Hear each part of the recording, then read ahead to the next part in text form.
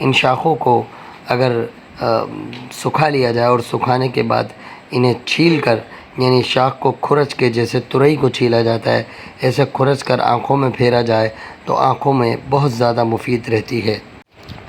نحمدہ ونصلی ونسلم علی رسولہ الکریم، اما بعد، فاعوذ باللہ من الشیطان الرجیم، بسم اللہ الرحمن الرحیم۔ ہربلسٹ کی جانب سے ڈاکٹر فہیم ہربلسٹ آپ کو پروگرام میں خوش آمدید کہتے ہیں۔ السلام علیکم ورحمۃ اللہ وبرکاتہ۔ ناظرین، آج کا ہمارا پودا ہے ناگ بلا۔ یہ جو آپ سامنے دیکھ رہے ہیں یہ ناگ بلا کا پودا ہے۔ یہ کنگھی کی ایک بہت ہی خاص قسم ہے جو بہت ہی زیادہ مفید ہوتی ہے۔ ناظرین، ناگ بلا کے اور بھی بہت سے فائدے ہیں۔ اس کا مزاج گرم خشک اور گرم تر کے درمیان ہے۔ یہ خون کو بھی صاف کرتی ہے، بلڈ پیوریفائی ہے اور جالی ہے، مقوی ہے، آنکھوں کے امراض میں بھی بہت زیادہ نفع بخش ہے۔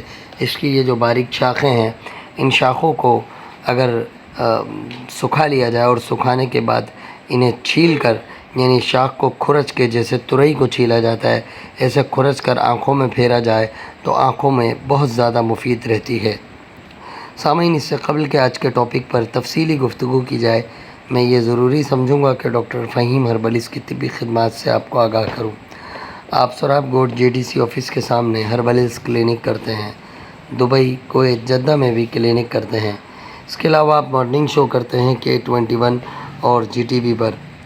آرٹیفیشل انٹیلیجنس کے ذریعے ساری دنیا میں ادویات کی ترسیل کی جاتی ہے۔ یہ تھا مختصر تعارف ڈاکٹر فہیم ہربلسٹ کا۔ مزید رہنمائی کے لیے نیچے دیے گئے نمبر پر رابطہ کر سکتے ہیں۔ آئیے بات کرتے ہیں ناگ بلا کی۔ ناگ بلا چونکہ گرم خشک مزاج رکھتی ہے اور گرم تر کے درمیان ہے، مصفی خون بھی ہے، جالی بھی ہے، مقوی ہے، اس لیے یہ جسم میں سے تمام انفیکشنز کا خاتمہ کرتی ہے۔ یہ خون کو ڈی ٹاکسیفائی کرتی ہے، خون میں سے ایسے جراثیم کو خارج کرتی ہے جو انسان کو کمزور کرتے ہیں یا بڑی کسی بیماری کے اثرات پیدا کرتے ہیں، جیسے کہ کینسر، طاعون، تھائرائیڈ اور ذیابطیس سے شکری۔